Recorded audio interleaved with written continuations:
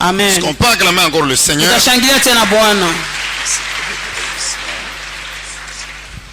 Amen. Amen. Nous continuons avec le témoignage. Aujourd'hui, nous allons parler sur le catch. Amen, amen. Amen. Mais avant cela, lisons la parole de Dieu. Job chapitre 20. Nous prenons le verset 15 et le verset 18. Et nous prenons aussi l'évangile selon Jean, le chapitre 11, du 32e jusqu'au 35e verset. Job 20, verset 15, nous lisons au nom de Jésus. Il a englouti de richesses, il les vomira. Dieu le chassera de son ventre. Verset 18. Il rendra ce qu'il a gagné et n'en profitera plus. Il restituera tout ce qu'il a pris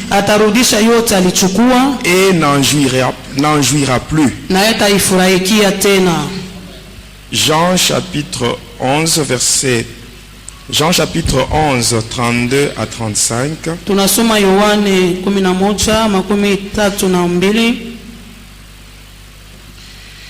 Lorsque Marie fut arrivée là où était Jésus,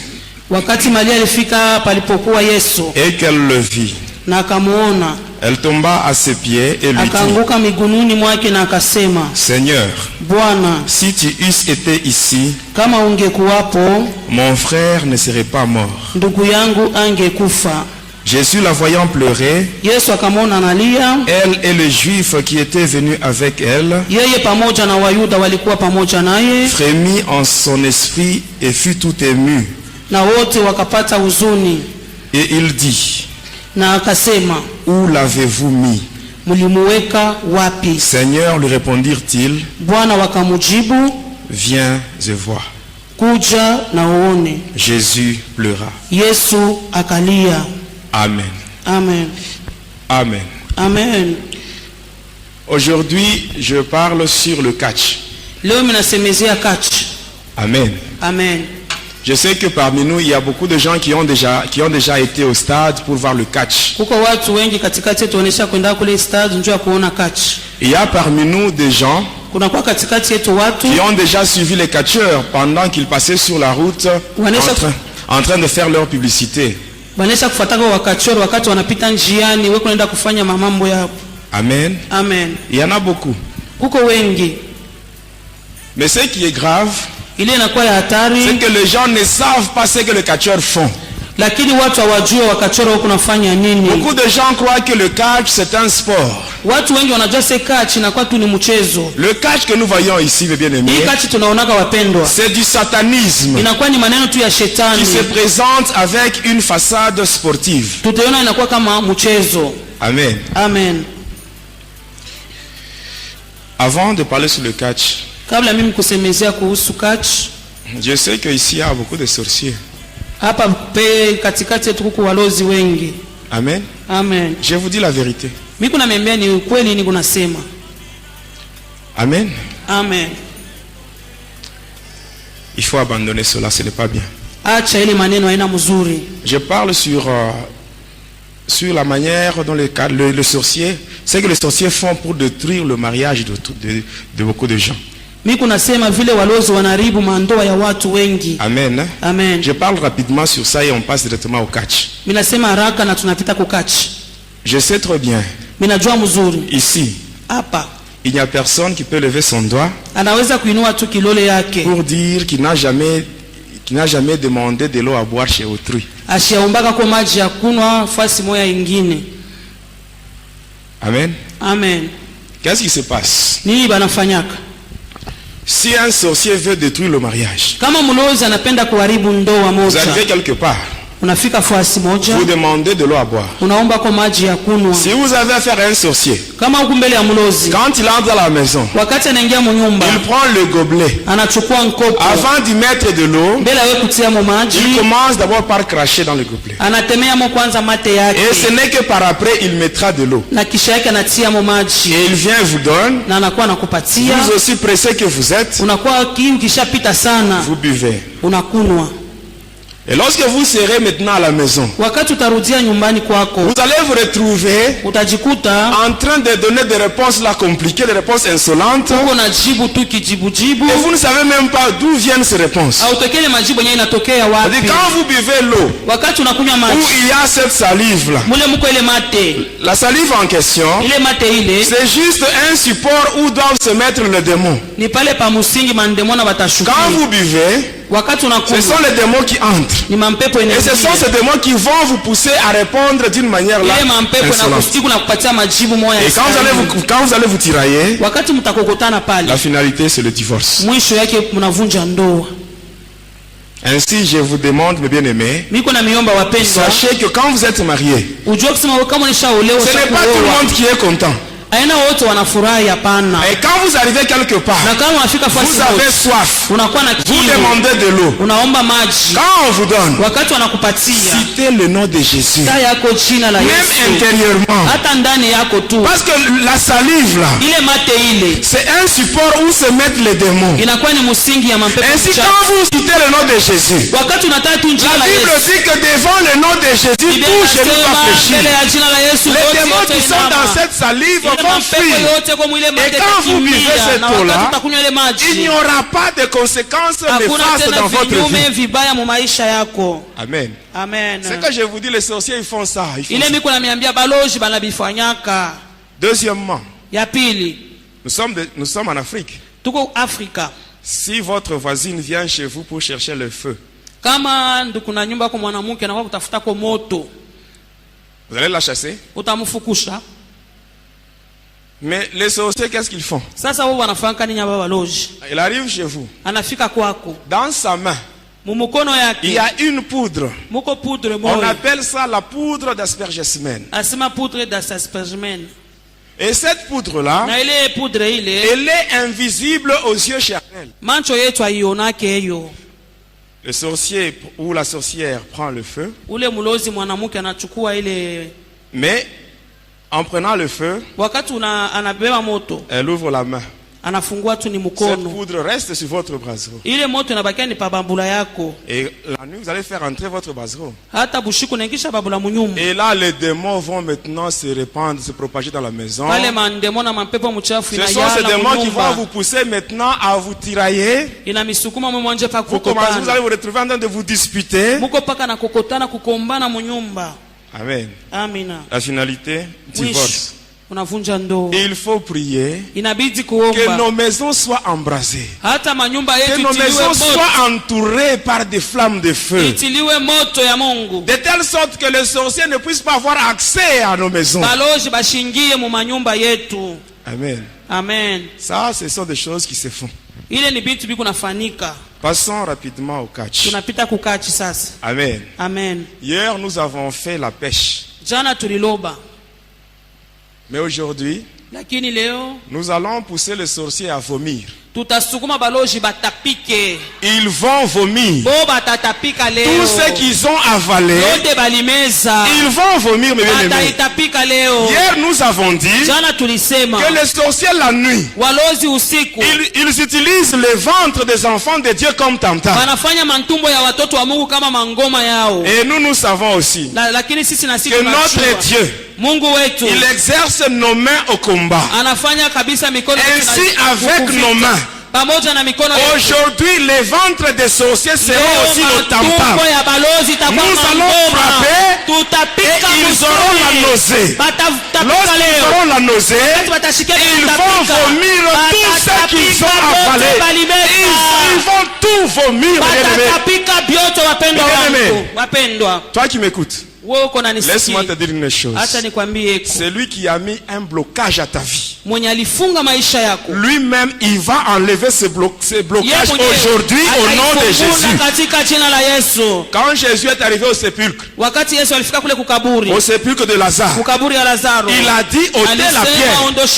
Les mêmes personnes qui avaient placé la pierre, ce sont ces mêmes personnes-là qui avaient enlevé la pierre. Je t'assure aujourd'hui, celui qui a mis une pierre à ta vie, celui qui a mis une pierre à ta bénédiction, au nom de Jésus, il va l'enlever aujourd'hui. Amen.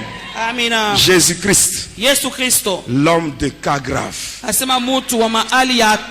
Moi je l'appelle l'homme de cas grave. Si je vois ce que Jésus a fait dans ma vie, oh Jésus, l'homme de cas grave, celui qui n'a jamais échoué, mais bien-aimé tel que j'étais, j'étais entré dans 23 églises pour chercher la délivrance. Et on m'avait chassé. On ne voulait plus de moi. J'étais allé dans ma famille. J'ai dit la vérité à mes parents ainsi que mes frères et sœurs. En disant la vérité. Comme le monde n'aime pas la vérité, on m'avait chassé. Et j'étais seul. Je ne savais pas quoi faire. Amen. C'est dans cet abandon, dans ce rejet, que je me suis croisé avec l'homme de cas grave. Et celui-là, il a transformé ma vie. Et bien aimé, il y a deux cas. Tu arrives quelque part, tu manques à manger. Tu peux demander, on peut t'aider. Tu peux demander, on peut t'aider. Amen. Mais si tu es par exemple stérile, tu vas voir ton père, tu dis papa, je n'ai pas d'enfant. Mais ton père, il aura la compassion, mais il ne peut rien faire pour toi. Ça c'est un cas qui est grave. Les cas graves, hein? Ce sont les cas où les humains ne peuvent pas intervenir. Il n'y a que Jésus, l'homme de cas grave, qui est capable d'intervenir et de donner la solution. Amen. Tout ce qu'on a appris dans ta vie, ça va sortir. Aujourd'hui, ça va sortir. Amen, amen. Quand j'étais encore au collège, on s'amusait avec les amis. On faisait de petits rings, hein? On plaçait 4 piquets. On mettait des cordes. Et on mettait des copeaux. Et on s'amusait là-bas. C'est ça que il y a beaucoup d'enfants qui font ça. Ici, j'attire l'attention des parents. Quand vous voyez de telles histoires-là, vos enfants qui commencent à se donner le nom des catcheurs, et ils s'amusent, vous croyez que c'est un jeu. Non, pour le diable, là, ce n'est pas un jeu. Il y a toujours un intérêt là-bas. Il faut vraiment interdire à vos enfants. Et quand on faisait ces choses-là, moi j'étais déjà sorcier. Et pendant qu'on s'amusait avec les amis, il y avait beaucoup de gens qui venaient là-bas. Amen. Un jour, moi qui étais déjà sorcier, j'ai dit à mes amis, nous devons maintenant chercher de puissance. Et là, nous allons faire des démonstrations. Or, tout ce qu'on faisait là, mais c'était gratuit. On ne payait même pas. Alors il fallait maintenant chercher de puissance. Chacun devait aller de son côté pour chercher la force. Alors moi un jour j'ai quitté le collège. J'arrive, j'étais sur le boulevard de l'Indépendance. Je dépasse l'hôpital Dako. J'étais arrivé au stade de Kikula. Et quand j'avais regardé sur le tableau, il y avait des combats de catch qui étaient organisés. Et là, il y avait les catcheurs de différentes villes qui étaient invités. Et c'est ainsi que je m'étais rendu dans la commune de Kikula, sur l'avenue Foyer Social. Quand vous êtes sur l'avenue Kasongo Michel, vous vous dirigez vers l'avenue Basanga. La troisième parcelle, il y a un hôtel là en étage. C'est l'hôtel Amani. C'est là où j'étais parti. Et j'avais trouvé un catcheur originaire de Kolwezi. Quand j'étais arrivé là, j'avais causé avec lui. Et je lui avais même parlé sur le pourquoi de ma visite. Il se mettait à rire. Et par après il me dit ceci: d'abord paye-moi la bière. J'avais payé la bière. Et à la fin il me dit: comme c'est toi qui es venu demander ce pouvoir là, la force mystique, tu dois chercher des objets que je vais citer. Il m'avait cité ces objets-là et j'étais parti. Le lendemain matin, j'étais au marché. Et là, j'avais acheté deux bougies blanches, deux tiges de chulai, des désodorisants. Et après, j'avais aussi payé 2 cigarettes fortes. La cigarette qui se trouve dans le paquet jaune. J'avais payé un parfum. Le parfum Avanita qu'on utilise pour l'enterrement. Après le parfum, je devais aussi payer le sel indigène et un mouchoir blanc. Et quand j'avais payé toutes ces choses-là, j'étais parti chez lui. Et quand je l'avais vu, c'était aux environs de 19h30. Mais quand j'étais arrivé, au lieu de passer directement à la cérémonie, mais lui commençait à me parler sur autre chose.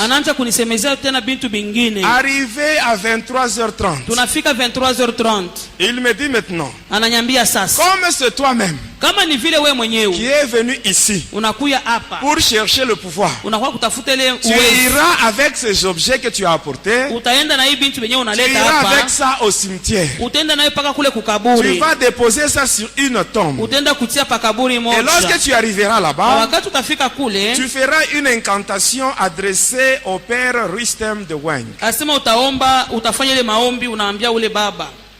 Et à 23h30, seul, j'avais quitté l'hôtel Amani et je m'étais rendu au cimetière de Sapin. J'étais allé avec l'avenue Kasongo Michel et j'étais tombé sur l'avenue Lumumba. J'ai évolué avec Lumumba jusqu'à la bifurcation, où il y a une route qui va vers la ville et une route qui va vers la commune de Panda. Et là au milieu, il y a une église catholique qu'on appelle Sacré-Cœur. J'avais pris la route qui va vers Panda. J'avais dépassé l'hospice de vieillards. Et après, j'étais arrivé au cimetière. J'étais arrivé. Et quand j'étais arrivé là, à l'entrée, je devais compter 49 pas. Après avoir fait cela, j'étais arrivé devant une tombe. J'avais déposé ce que j'avais. Et ainsi, après cela, avec une lame de rasoir, je m'étais blessé à mon petit doigt. Et j'avais pressé mon doigt. Et je l'avais pressé. De telle sorte que 6 gouttes de mon sang étaient tombées. Et j'étais rentré chez moi. Et le lendemain au petit matin, vers 4h du matin, j'étais encore au cimetière. Et j'avais repris ces histoires-là. Mais quand j'étais arrivé là,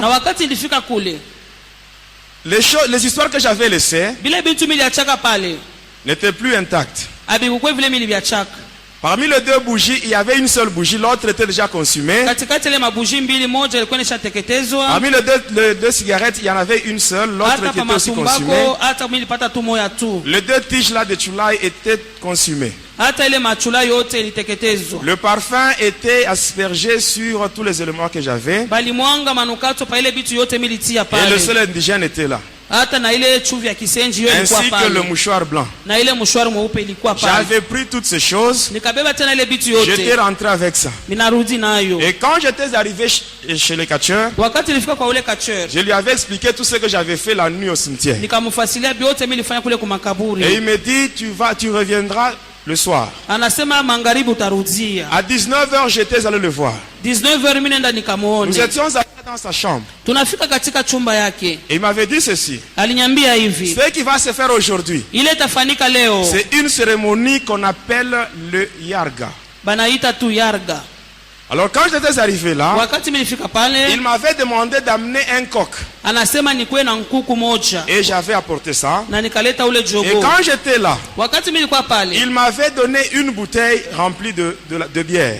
Et il m'avait demandé de boire cela. Et pendant que je buvais, ce qui entrait en moi, ce n'était pas la bière, mais c'était le sang humain. Il m'avait donné toute une bouteille. Et j'avais bu. J'avais tout terminé. Et par après il me dit, tu vas couper la tête du coq avec tes dents. Et j'avais tenu le coq comme ça. Je m'étais concentré. Et là j'avais coupé sa tête avec mes dents. Et par après il me dit ceci. Il me donne d'abord une soutane de couleur rouge. Sur cette soutane là, il y avait un nom d'un démon qui était marqué là. C'était le nom de Zagam. C'est-à-dire le démon qui a le contrôle de 9 cimetières. Il m'avait dit ceci. Lorsque tu arriveras à la maison, arrivé à minuit, tu te déshabilleras totalement. Et tu mettras sur ton corps cette soutane. Tu feras des incantations. Et après tu te mettras au lit. C'est ce que j'avais fait. Le matin quand je m'étais réveillé, je regarde sous mon oreiller. Il y avait un petit colis. Quand j'avais ouvert, à l'intérieur, il y avait une poudre de couleur verte. Et j'avais pris cette poudre-là. Et j'étais allé voir le catcheur à l'hôtel. Quand j'étais arrivé là-bas, qu'est-ce qui s'était passé? Il m'avait dit ceci. Comme c'est toi-même qui es venu chercher le pouvoir, la nuit tu iras au cimetière. Et là tu vas déterrer un crâne.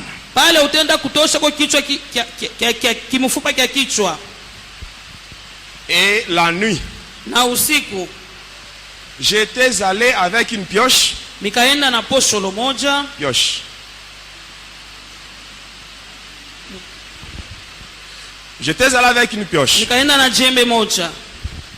J'avais pris la route qui va vers Kolwezi. Je m'étais arrêté à un cimetière, le cimetière de Katuzembe.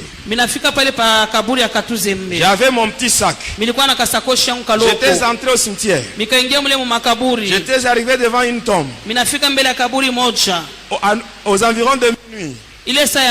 Et là je m'étais mis à creuser.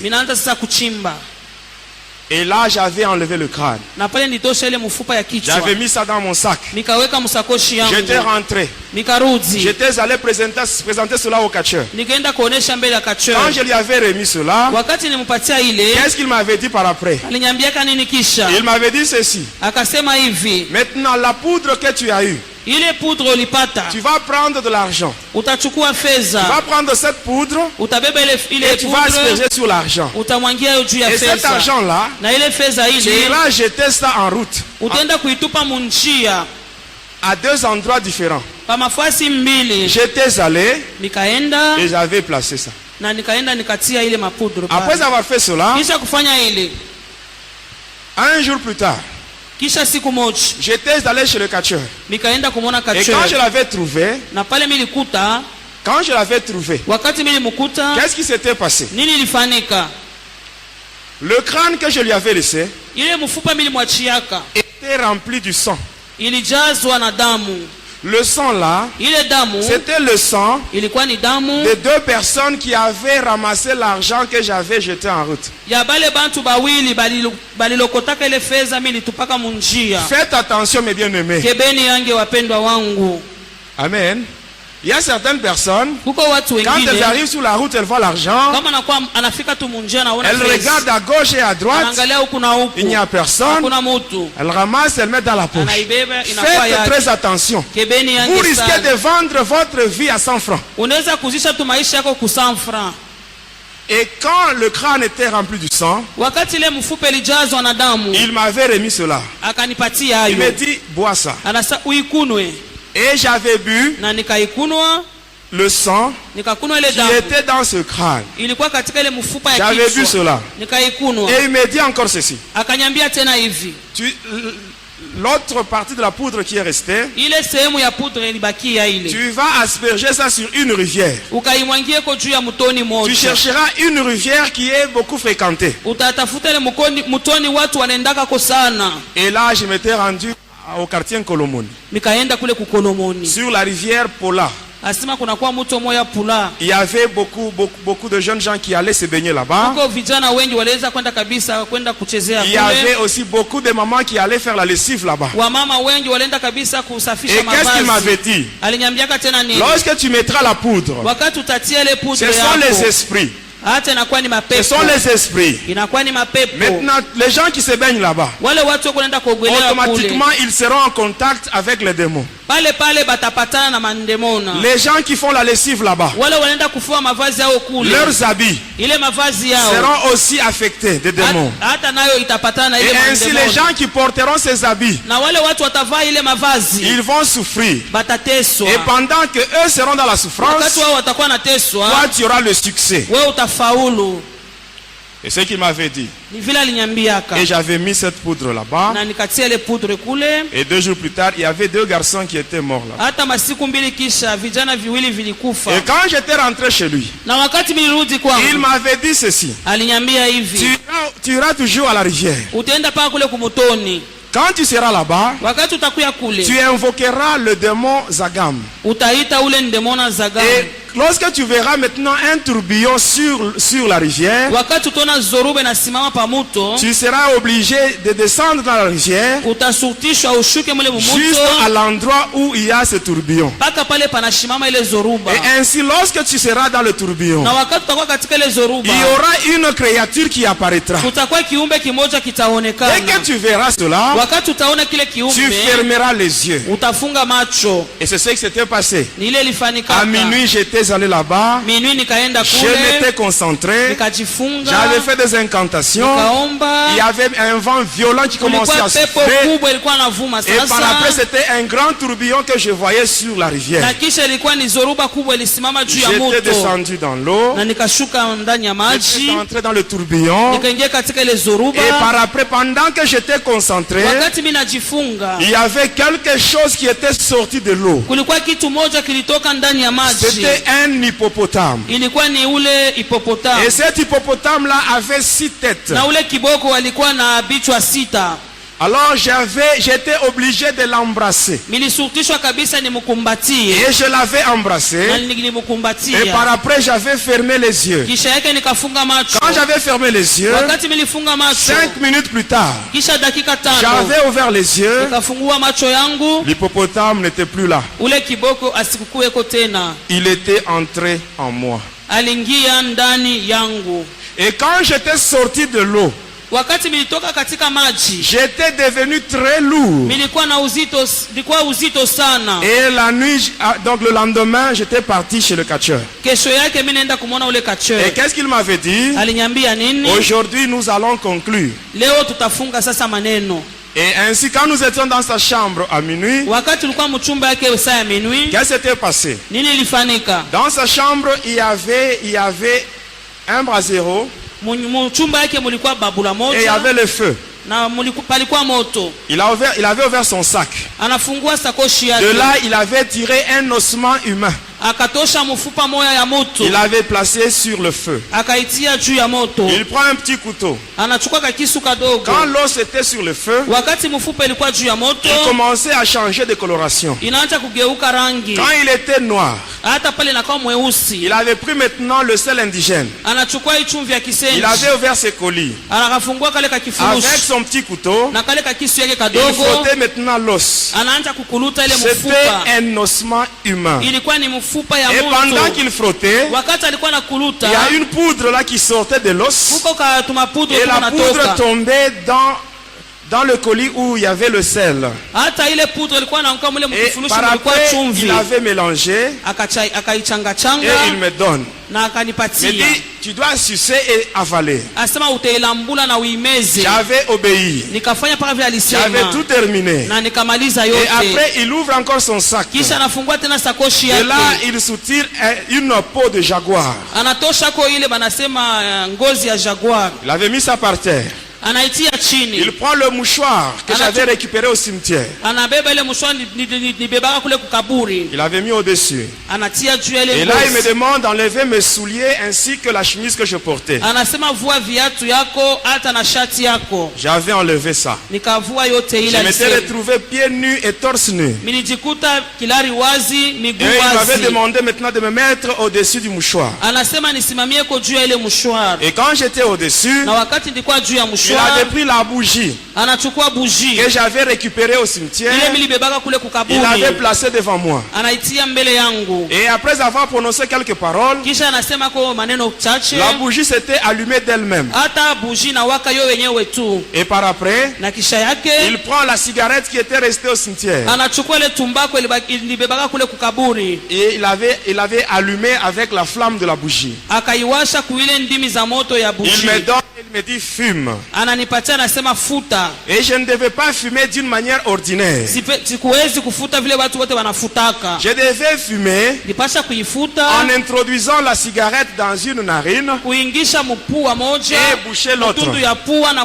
Et faire sortir la fumée par la bouche. Et c'est ce que j'avais fait. Et juste quand j'avais terminé, j'ai commencé à trembler. Je sentais une forte chaleur m'envahir. Et par après, je sentais comme si derrière moi il y avait encore quelqu'un. Et je sentais qu'il y avait quelqu'un qui venait derrière moi. Et cette personne qui venait derrière moi m'avait embrassé par derrière. Et il était entré en moi. Et pendant ce moment, le catcheur, lui, il était devant moi. Dans sa chambre là, il y avait un morceau de bois.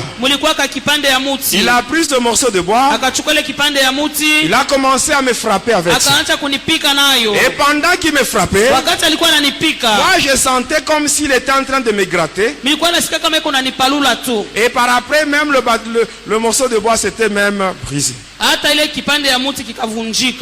Et après, il avait pris la position de combat. Position de combat. Il m'avait donné 4 coups de machette dans la poitrine. Quand on parle de coups de machette dans le catch,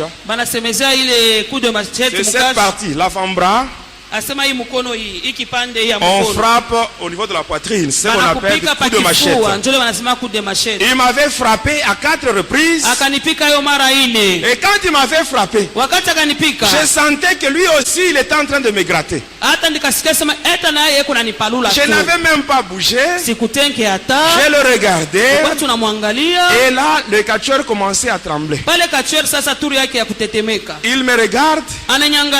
Il dit, en tout cas, toi, tu es une grande personne. Et par après, il me donne le savon. Le savon luxe. On sait le savon luxe. Quand vous regardez bien ce savon là, vous voyez une image d'une dame là. Vous avez déjà vu ça? C'est une dame du monde de ténèbres. Son nom c'est Madame Sophie. Ainsi, quand vous achetez ce savon, avant de vous laver, priez sur ce savon. Amen. Amen, amen. Vraiment, on n'a pas assez de temps. J'allais vous parler même sur les différentes dames que vous voyez sur le lait de beauté. Diprozone, Rico, Johanna. Je crois la semaine prochaine, je vais vous expliquer. Je vais vous parler sur tout ça. Même sur le maquillage. Hein? Rouge à lèvres.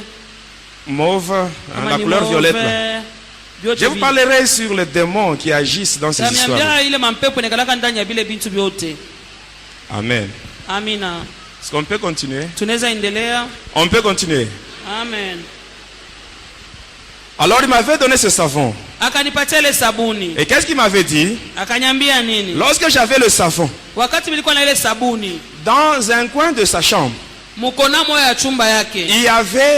il y avait un vase où à l'intérieur il y avait de l'eau avec certaines racines. Et là il m'a demandé d'aller me laver là-bas. Quand je m'étais lavé, il m'a dit garde la mousse de savon dans ta tête, dans tes cheveux. N'enlève pas la mousse. Et il m'avait demandé de venir me mettre à côté de lui sur le lit. Et qu'est-ce qu'il m'avait dit? Tu dois enlever la mousse là de savon. Lorsque le coq va chanter pour la première fois. Mais si tu dors et que le coq chante pendant que toi tu es dans le sommeil, sache que tu mourras dans ton sommeil. Et ce jour-là, mes bien-aimés, j'étais allongé sur le lit à côté du catcheur avec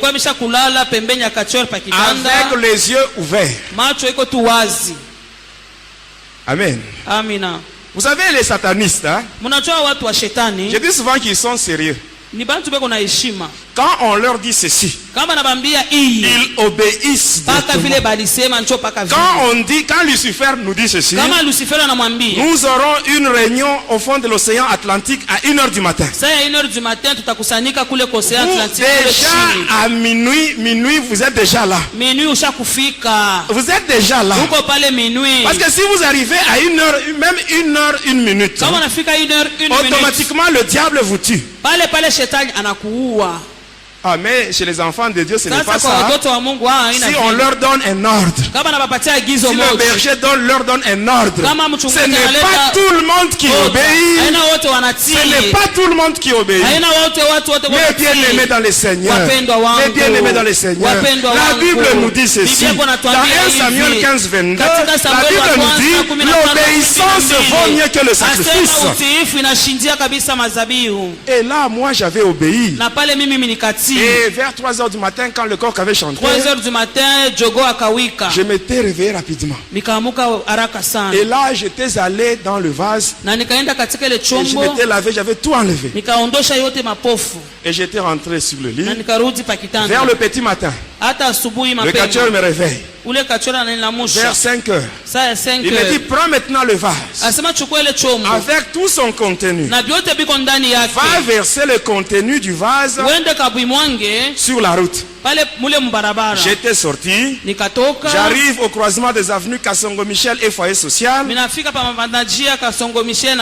côté, il y a un centre de santé. Et c'est là où j'avais déversé les contenus du vase. J'étais rentré. Et vers 7h, il me dit dans quelques minutes, nous verrons si tu as réussi. Amen. Amen. Quelques minutes plus tard, je sens comme si on m'avait poignardé au niveau du ventre. Je sens quelque chose là qui commence à circuler dans mon corps. Je vois la chose monter au niveau de la poitrine et ça descend même dans la main. Quand c'était arrivé au niveau de l'avant-bras, j'avais vu que c'était un gros clou qui était dans mon corps. Et il me dit ceci: le clou que tu vois, c'est ça le pouvoir de Tarzan moteur. Et cela fonctionne avec l'esprit de la première personne qui a piétiné sur ce que tu as déversé sur la route. Il y a beaucoup de gens qui disent: non, moi pour me tuer, il faut que la personne qui cherchera à me tuer, que cette personne soit de ma famille. Mais bien aimé, détrompez-vous. La personne qui avait piétiné sur ce que j'avais déversé sur la route, est-ce que cette personne était de ma famille? Elle n'était pas de ma famille, mais bien aimé. Elle n'était pas de ma famille. Mais bien aimé, apprenez à commencer votre journée avec le Seigneur Jésus. Parce que pendant la nuit, pendant que vous dormez, les sorciers, les satanistes, le magicien, ils ne font que multiplier de pièges. Et aujourd'hui, nous voyons beaucoup de gens qui font des slogans. Il arrive quelque part, il se rend compte qu'il a piétiné sur quelque chose. Il dit sans effet. Oh, mais bien aimé, faites attention. Et sans effet, ce n'est pas un slogan. Si tu ne marches pas dans la crainte de Dieu, tu piétines sur des choses pareilles. Même si tu dis sans effet, je t'assure, il y aura des effets. Amen. C'est seulement si tu marches dans la crainte de Dieu que ce verset de la Bible est valable. C'est que Dieu dit lui-même dans Ésaïe 54, 17, il dit: toute arme qui sera forgée contre vous sera nulle et sans effet, et toute langue qui se lèvera en justice contre vous, vous la condamnerez. Tel est l'héritage des serviteurs de l'Éternel. C'est valable seulement pour ceux qui marchent dans la crainte de Dieu. Et si tu commences ta journée avec Jésus, ainsi Jésus va te précéder. Et quand il te précède, il va voir tout ce qu'on a placé comme piège. Lui, il va piétiner sur ça. Et toi, tu vas passer sur des choses mortes. Et cette fois-là, tu auras raison de dire comme ce que Josué avait dit, que tout lieu que foulera la plante de mes pieds, le Seigneur me le donnera en possession. Amen, amen. Et j'étais sorti avec ce fétiche-là, avec ce pouvoir, avec la peau de jaguar. Aujourd'hui, je ne vais pas vous expliquer ce que j'ai fait. Amen. Parce qu'on n'a pas assez de temps. J'aimerais seulement vous parler sur les conséquences du catch. Et là, je cède le micro à Papa Zacharie pour la prière. Amen, amen. Suivez-moi bien. Je sais qu'il y a des catcheurs qui ont déjà témoigné. Amen. Mais ces catcheurs-là, ils n'étaient pas dans le mystère de l'air. Ils ne savaient pas comment les démons fonctionnent. Amen. Et ils faisaient seulement leur démonstration. Mais ils ne savent pas ce qu'ils faisaient sur les spectateurs. Sur les spectateurs. Amen, amen. Moi, j'étais un sataniste à côté de Lucifer. J'avais 406 démons qui étaient à mon service. Et je voyais les démons. Comment est-ce que Lucifer il était en train d'envoyer les démons dans ce monde. Qu'est-ce qui se passe? Premièrement, lorsque les catcheurs passent sur la route, ils sont en train de chanter. Ils font leur publicité. Et là, vous voyez beaucoup de gens qui suivent les catcheurs. Parce qu'ils ne savent pas. Ils ne savent pas ce qui se fait. Pendant que les catcheurs passent sur la route, premièrement, si là il y a une femme enceinte, automatiquement cette grossesse part partir. Il y aura fausse couche. Deuxièmement, si quand il passe là, ils volent même la fécondité chez les jeunes filles. Il y a certaines filles qui se retrouvent stériles là, parce qu'elles avaient suivi dans leur jeunesse le catcheur. Et quand ils passent, ils prennent même la chance aux filles de se marier. La Bible dit ceci. Dans Ecclésiaste 7:14, la Bible dit: au jour du malheur, réfléchis. Réfléchis. Cherche à connaître l'origine de la situation que tu traverses. Tu peux te mettre à condamner des gens, ou peut-être c'est pendant ta jeunesse, tu ne savais même pas. Le catcheur passait, et toi aussi tu étais attiré par ça, et tu les avais suivis. Demande à Dieu. Le Dieu de Jérémie 33:3. Lui il dit: invoque-moi, je te répondrai. Je te ferai savoir les choses grandes, les choses cachées que tu ne connais pas. Amen. Et ainsi, lorsque les catcheurs sont maintenant dans le stade en train de se battre, amen. Qu'est-ce qui se passe? Amen. Ils vont commencer d'abord avec des techniques de combat. Donc ceux qui ont appris dans la lutte. Dans la lutte, il y a d'abord la lutte gréco-romaine. Après cela vient ce qu'on appelle le libre. Amen. Le libre olympique. Après le libre olympique vient ce qu'on appelle la self-défense. Ce que je viens de citer ici. Même moi, j'avais fait ça. Toutes les techniques de combat. Tout ça, j'avais appris ça. Et à un certain moment, ils vont maintenant passer à la deuxième étape. L'étape maintenant satanique. Et là, vous voyez maintenant des démonstrations de pouvoir. Qu'est-ce qui va se passer? Vous allez voir, à un certain moment, on va sonner. On sonne les trompettes. Cela a deux fonctions. Première fonction, c'est pour arrêter les légions de démons de l'adversaire.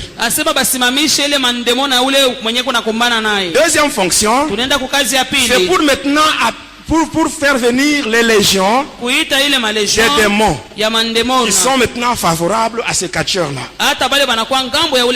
Ainsi, qu'est-ce qui va se passer? Quand les démons quittent le monde de Satan, quand on les invoque, ils viennent, ils entrent au stade, ils marchent d'abord sur les têtes des spectateurs avant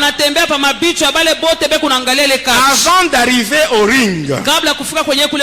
C'est ainsi que quand vous observez bien, vous allez voir des gens qui vont au catch. Ils rentrent chez eux fatigués.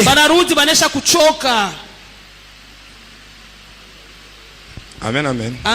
Je vous dis la vérité. Et quand les démons marchent sur les têtes, ils arrivent sur le ring. Le catcheur qui les a invoqués, il va maintenant les utiliser pour terrasser l'autre. L'adversaire peut tomber. On compte mais il se relève.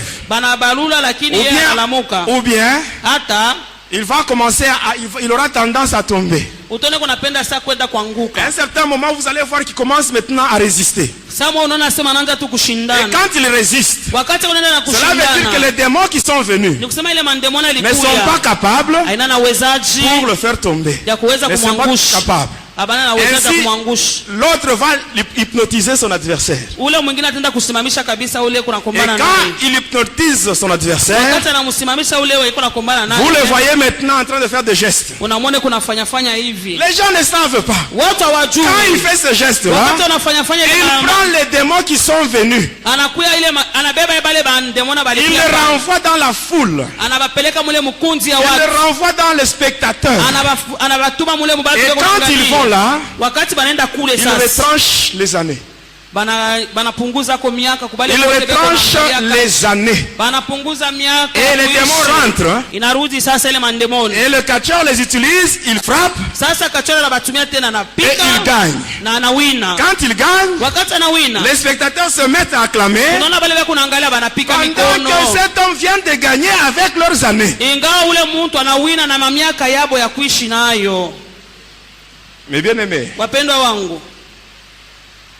Dieu, Mungu, il n'y a que Dieu seul qui connaît le nombre d'années que nous allons faire sur cette terre. Mais il y a certaines personnes, amen, à cause de ce spectacle-là, le diable a déjà retranché des années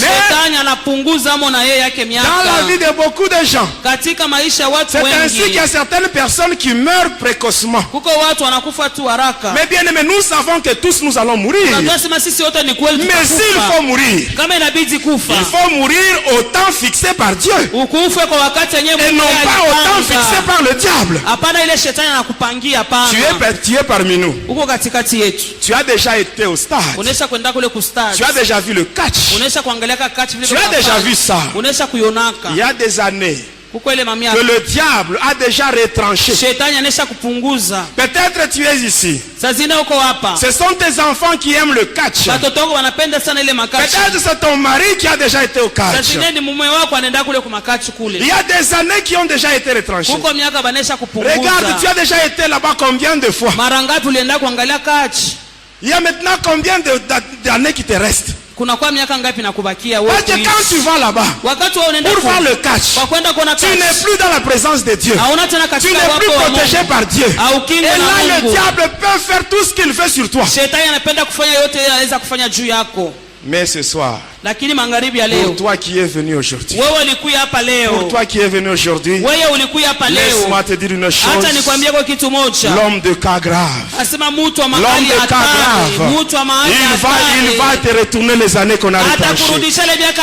L'homme de cas grave, qui est le Seigneur Jésus. Oh, les catcheurs, ils ont volé ta fécondité. Ils ont volé la chance de ton mariage. Ils ont même volé les grossesses que tu avais. Ils ont retranché les années. Ils ont retranché. Mais moi je connais une femme. Une femme qui avait perdu son frère. Son frère Lazare. Cette femme-là était triste à cause de la disparition de son frère. Un jour elle était devant Jésus. Et là elle pleurait. Elle dit à Jésus, Seigneur, si tu eusses été ici, mon frère ne serait pas mort. Mon frère ne serait pas mort. Jésus, il a vu cette femme-là. Elle avait la douleur en elle. Or la Bible nous dit que Jésus, c'est lui qui est l'homme des douleurs. Lui qui est l'homme des douleurs, il se trouve devant une femme qui a la douleur. Alors il prend la douleur de cette femme-là. Ça devient sa douleur à lui. Et là la Bible dit, Jésus pleura.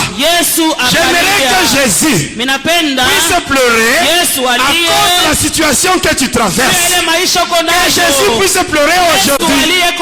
Parce que quand Jésus a pleuré, il a dit ceci: où l'avez-vous mis? Où l'avez-vous mis? Et ce soir, le Seigneur Jésus, il pose la même question aux catcheurs: où avez-vous mis les années que vous avez retranchées dans la vie de mes enfants? Où avez-vous mis le mariage de mes enfants? Où avez-vous mis la fécondité? On dit à Jésus: Seigneur, viens et vois. On arrive au sépulcre. Jésus dit seulement, ôtez la pierre. Ôtez la pierre. Ces gens-là, c'est eux qui avaient mis la pierre. Jésus leur dit, vous qui avez mis cette pierre, vous devez l'enlever aujourd'hui. Et je t'assure, ceux qui ont mis un blocage à ta vie, ceux qui ont mis un blocage à ta vie, aujourd'hui, au nom de Jésus, ils vont eux-mêmes l'enlever. Ils vont enlever ceux qu'ils ont mis à ta vie. Et Jésus dit ceci, Lazare, sors. Et Lazare était sorti. Comme Lazare était sorti ces jours-là, aujourd'hui tes années vont sortir. Tes années vont sortir. Ton mariage va sortir. Ta fécondité va sortir. Même si on a déjà retranché les années, sache que Jésus, il va remplacer. Il a dit, je remplacerai les années qui ont été dévorées par la sauterelle. Je remplacerai tout ce que le cacheur ont pris dans ta vie. Jésus va remplacer. Il va tout remplacer. Même ta fécondité va rentrer. Même ton mariage. Tout ce qu'ils avaient volé, ça va rentrer. Tout ce que les sorciers ont avalé, ils vont vomir. Ils vont vomir tout. Et ils vont tout restituer. Et cela au nom de Jésus. Que mon Dieu vous bénisse.